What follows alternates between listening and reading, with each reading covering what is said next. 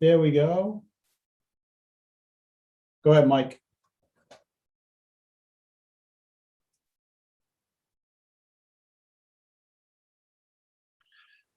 There we go. Go ahead, Mike. Hi, everyone. This is Mike Miller. Sorry about the delay. This is Mike Miller, the Business Development Manager for Attain Technology, along with the owner of Attain Technology, Bob Paradise. We are going to discuss a major event that happened over the weekend, a cybersecurity event that caused a lot of damage. But rest assured that Attain Technology and Attain Technology customers are safe. So, but it's a really significant happening. So Bob, why don't you tell us what's going on?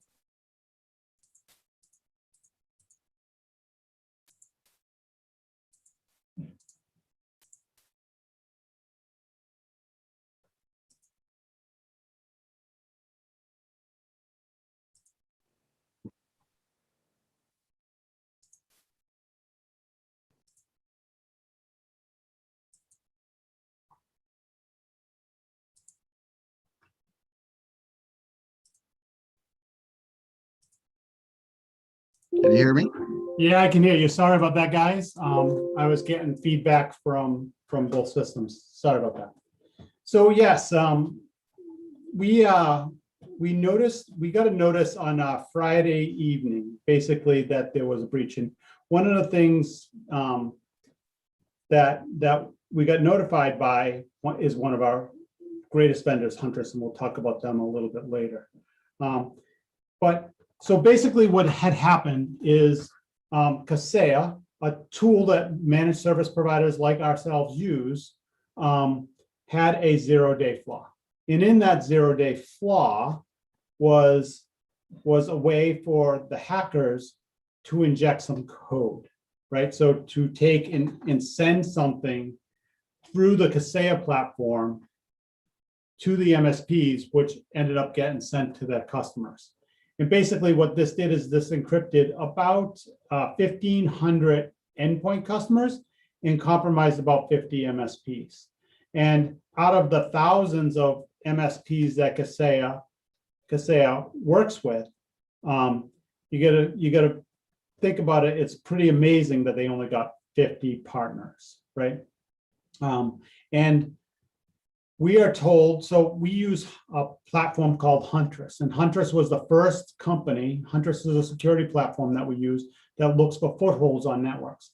Huntress was the first ones to notice this infection happening somewhere around 2 to 4 o'clock on Friday afternoon. And why that's important is because the attack happened midday Friday, and Huntress was already on it. And we're so happy to have Huntress as a partner because Huntress is the one that notified Kaseya, and Huntress is the one that notified some other vendors that could possibly be compromised. And Huntress has also made an offer to all MSPs that even if you're not a partner, that they'll help you do whatever they can to help you remediate and figure out what you need to do. So anyways, get back to the breach. So the customers were breached. And one of my goals as an MSP is knowing what to do to make sure that none of my customers ever have to pay the ransomware, right? Make sure that none of my customers ever have to pay to get their data back.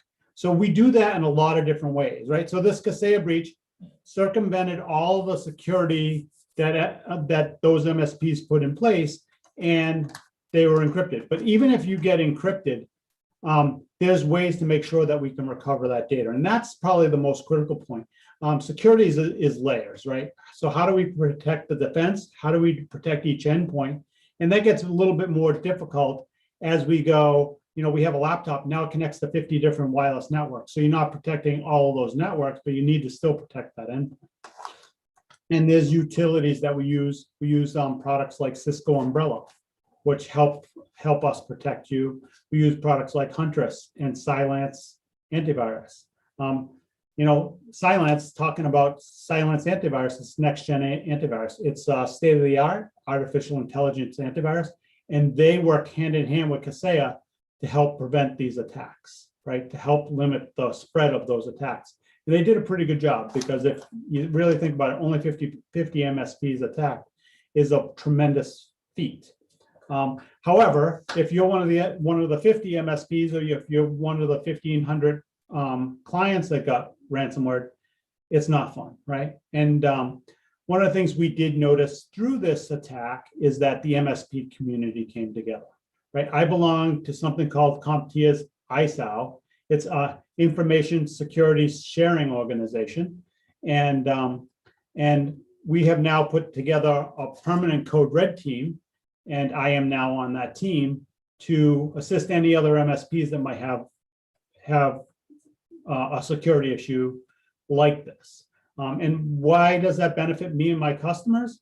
Well, that benefits me, my customers, and you guys, is because I learn of all of these different attacks. And then the first thing we do is we come back to Attain, okay, what do we need? What lessons learned can we take from this?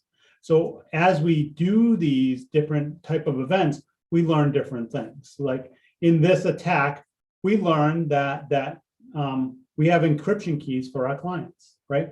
We know that we need to sort of make a safe backup of those encryption keys, right? So one of the MSPs that it got encrypted, those encryption keys were on their servers, which got encrypted. So if the encryption keys are encrypted, you can't decrypt the data, right? So even if you recover from backup, you're unable to decrypt the data. So the first thing we did is we made sure that we had an offline backup of all encryption keys, and we've come up with a process to make sure that happens. So we're learning just by other people's misfortune, unfortunately, but we're learning it as we help them.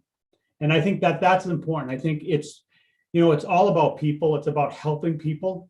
If I was in that situation, I would want people to help me, and I want to make sure that I would like to do for other people what I would like done for me. I think that that's important. I think we need to be a very responsive community, and throughout time, community is so important. And as we get more digital, we lose that sense of community. And it's up to people like me, and up to thought leaders like me, and my counterparts, is to build that community, to help my competitors' customers. You would never see HP or IBM help another customer, but I think that's wrong. I think, like, when companies are in dire need, right? Even my competitor, I will help, because you know what? In the end, they are people. These people I meet with at industry events all the time, and even if I don't know you, right? I put myself in your shoes. But for the grace of God, there go I. Sorry to bring in that word, but I think that that's poignant here. And so I am, through these people, I am also gaining something. But it's called the giver's gain, right? If you give something, you will get something. And so I am gaining knowledge. I am gaining friends. I am getting people to help us in a different situation or other situations. I'm making contacts all over the world by doing this. The other thing I want to talk about is that the breach itself. So those customers were ransomware, and some of those MSPs were able to recover their customers pretty quickly, right? So they had to rebuild all new workstations because all the workstations weren't backed up, but they were able to recover the servers, go in, make sure the servers weren't infected, the backed up servers. So there's a whole remediation process that goes on when we do this. And the first thing we do is verify that we can bring the servers up virtually. And we bring them up virtually without any connections at all. And then we have to go through those servers to make sure there's no footholds left in those servers, because it won't do you any good to bring those servers back up if there's still a foothold, because then they'll just ransomware you in a day or two, right? And then you'll go through the whole exercise again, and you don't want to be doing that twice. So we remediate that. We report to the FBI, report to the CISA, which is the Cyber Intelligence Security Organization for the US government. most like in this event, the FBI, CIA, Department of Homeland Security, National Security Agency are all involved.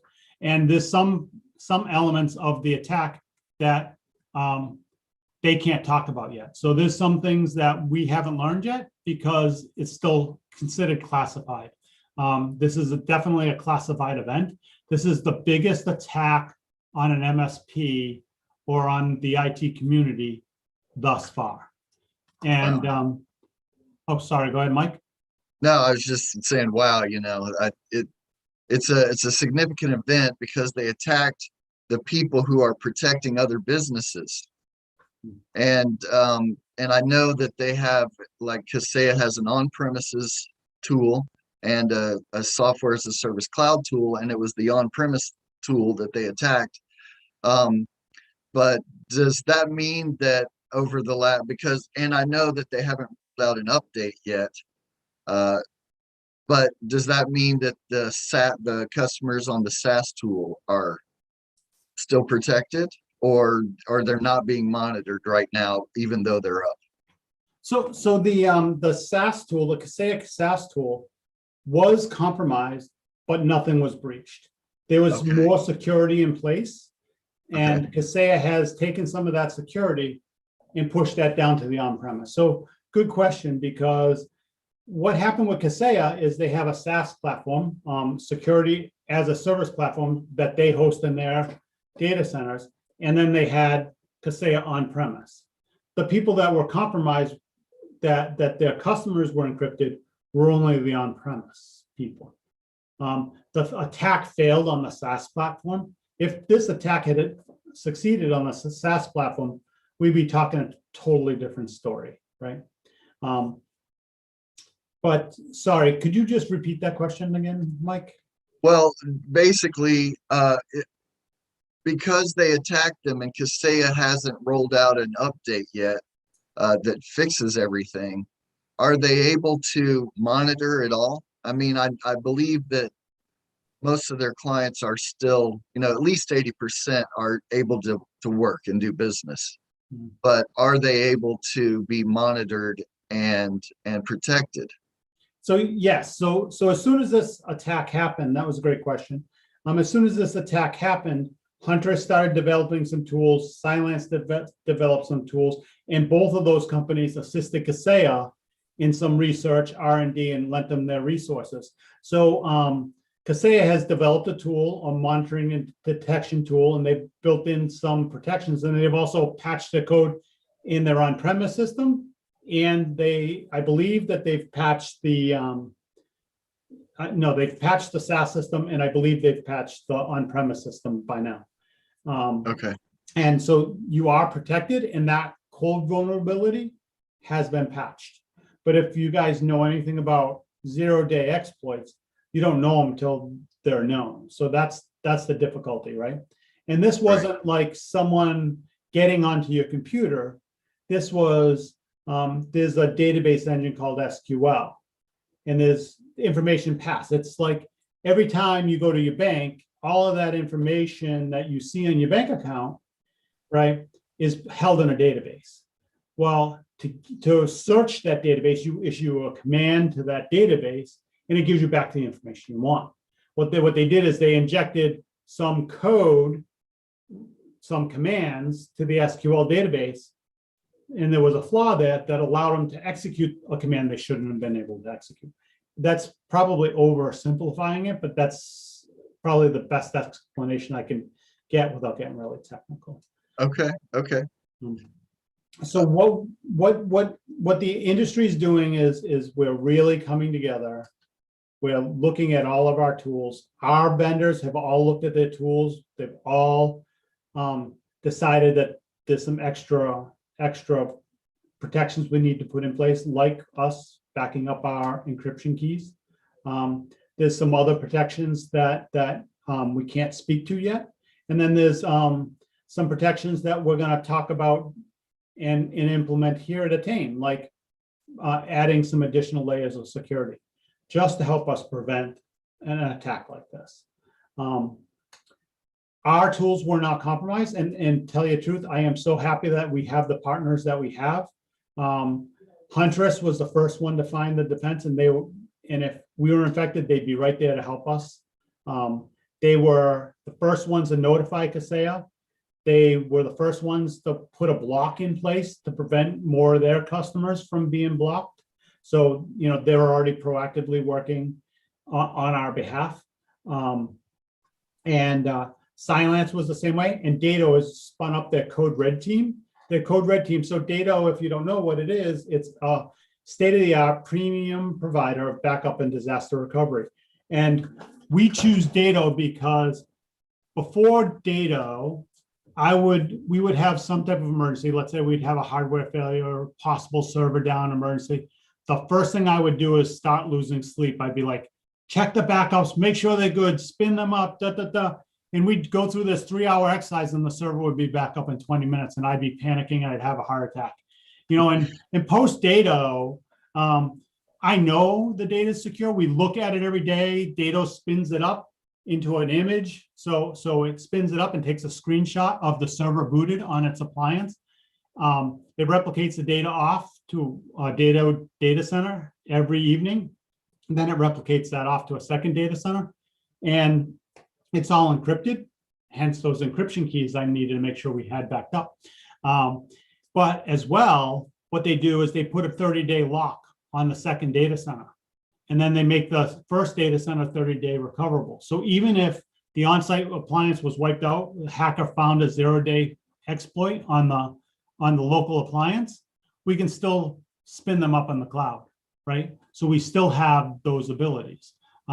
So it's really about, and that's why I say that my goal is for you never to pay the ransom, right? A really good, robust backup.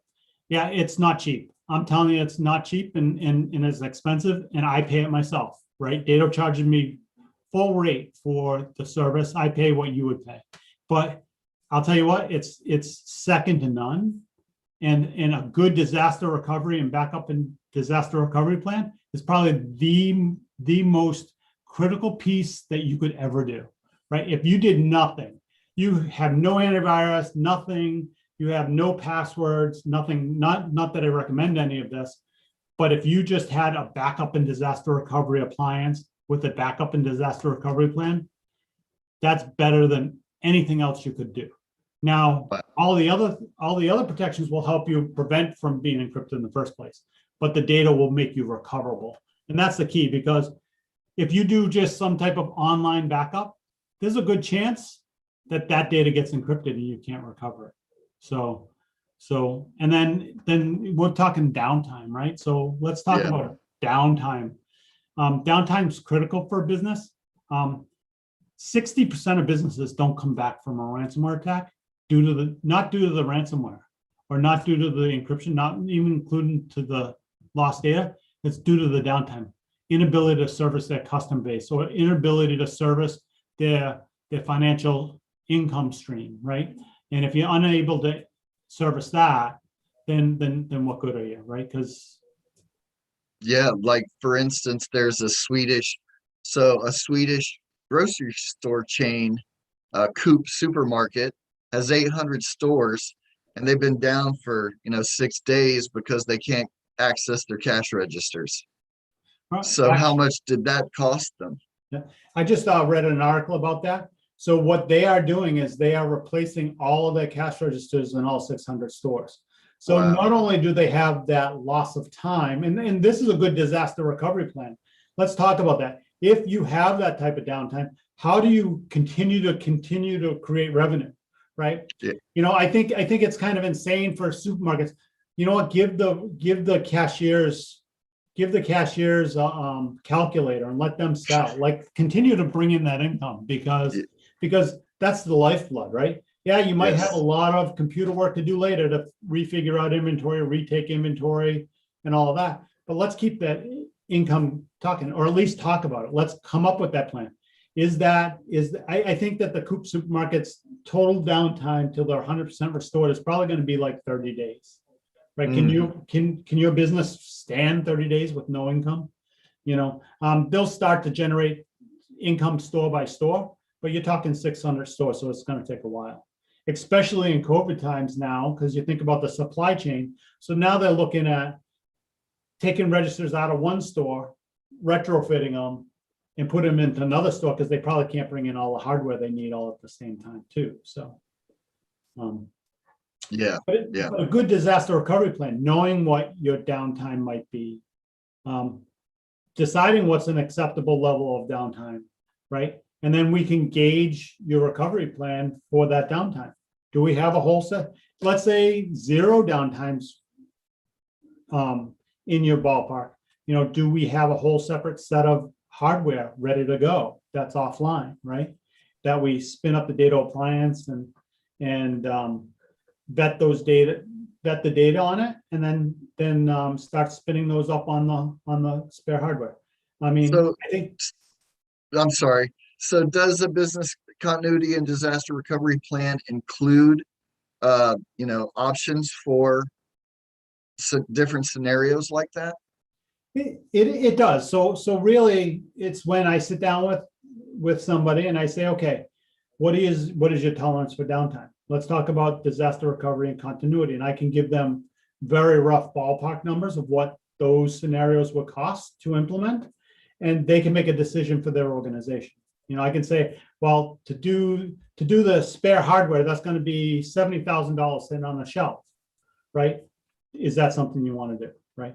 That's not a very common option. I pulled that out, but to have a data appliance, and then even all the way down to who's responsible. Let's forget about ransomware for a second, but let's talk about a fire, right? Let's say you had a fire at your facility. Who's responsible for getting a temporary facility, right? Who's responsible for notifying Attain to start the recovery process with data to get an appliance shipped up with all the data on it so we can start getting back live? So we can get the data, we can spin that data up in the cloud at data, so we can get you access to the data. So you're limited, but you're not down, right? You can still access your customer data. You can still service your customers. It's all about that. What level do we back up? Do we back up every workstation in your organization so we can spin those up, check those for remediation and bring them up quicker? Or is the time to rebuild all those workstations in your cards? Does that answer your question, Mike? Yes, it does. So I wanted to ask you, so they said that Revel or R-Evil, I'm not sure how you say it, was the hacker or hacker group responsible for this. So what are we talking about? Is this like a kid in Russia who learned some code from a book, or who are these people? So ReEvil is a organization that sells their services. They're a ransomware service provider. So they're the MSPs of ransomware. Think about that, right? So they sell all of their tools and stuff to hacker groups, small and large, right? So from one person to 100 people. And then these people get people encrypted, and then ReEvil handles the transaction. And then the people that got the customer infected makes their percentage. It's usually like a 40-60% split, right? Okay. So and then also ReEvil is we know that they're in Russia, right? We believe that they might be part of a Russia state organized effort to destabilize the United States. So we know this, and we know this from some of the NSA and the FBI leaks on the petroleum pipeline attack and the meatpacking attack, right? It's very close to the best. The United States security agencies aren't saying what they know because they don't want the hackers to know what they know yet, because there is going to be a counterattack unless Russia steps in. I was reading an article today where the president of the United States put President Putin on notice, basically, either you handle it or we'll handle it. And so that's where we're going. Okay.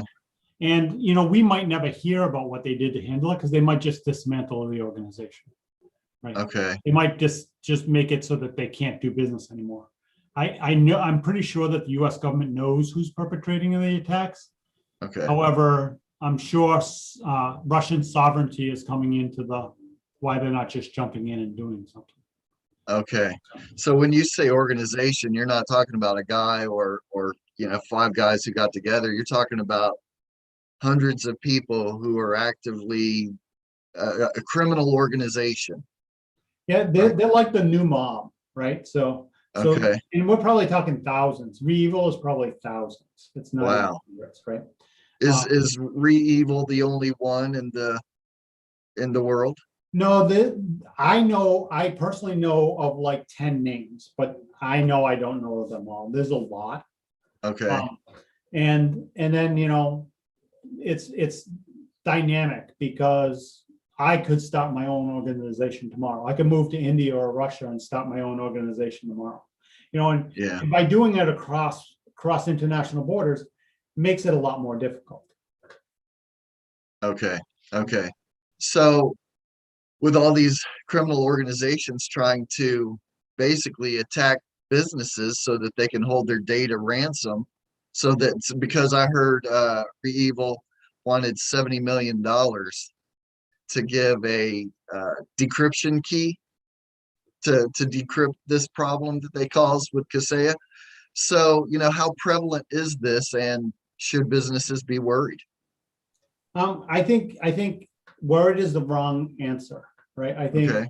I think plan and protect, right? So let's come up with a good disaster recovery plan, as well as put the tools in place so you're not the low-hanging fruit. One of the things, besides this attack, right? Because ransomware, let's face it, ransomware attacks happen every day around us that you're not hearing about, right?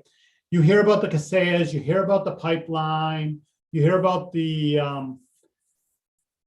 steamship authority in Massachusetts being attacked. You hear about all of those because those are big news, right? National news organizations pick them up.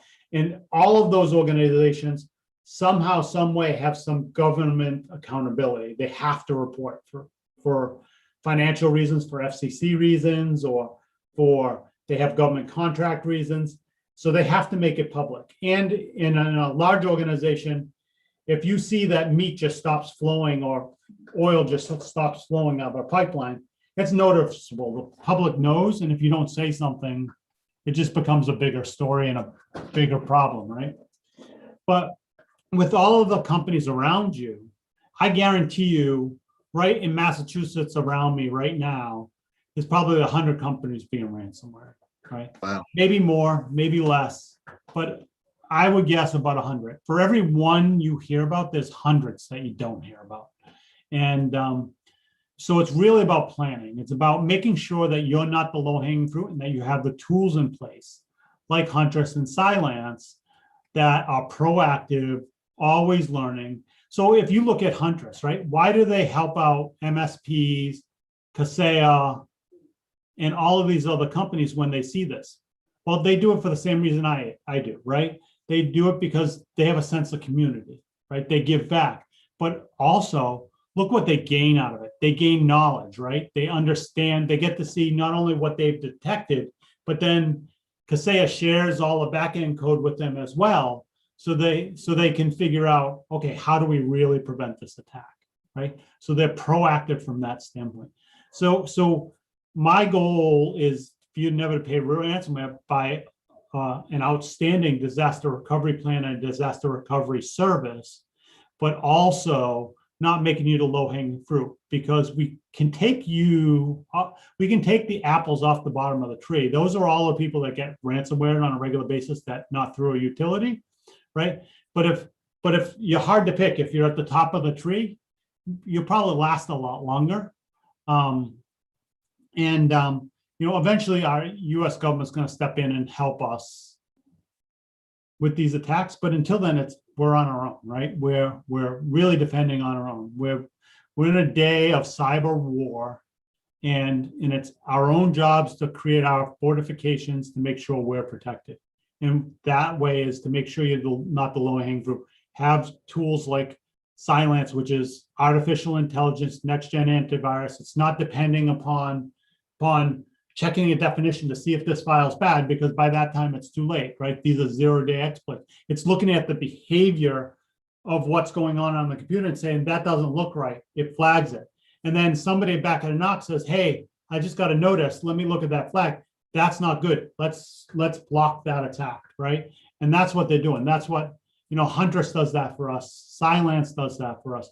Dato gives us the next gen. Dato gives us the massive backup and disaster recovery plan.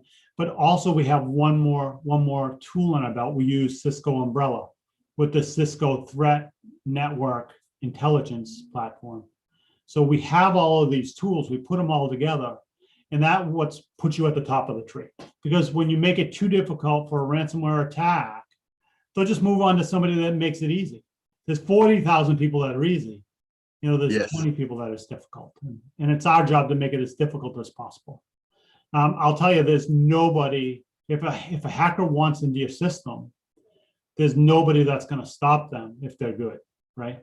I mean, if you think about it, most of the tools hackers have today came from the NSA and CIA. They were leaked tools from the US government, right?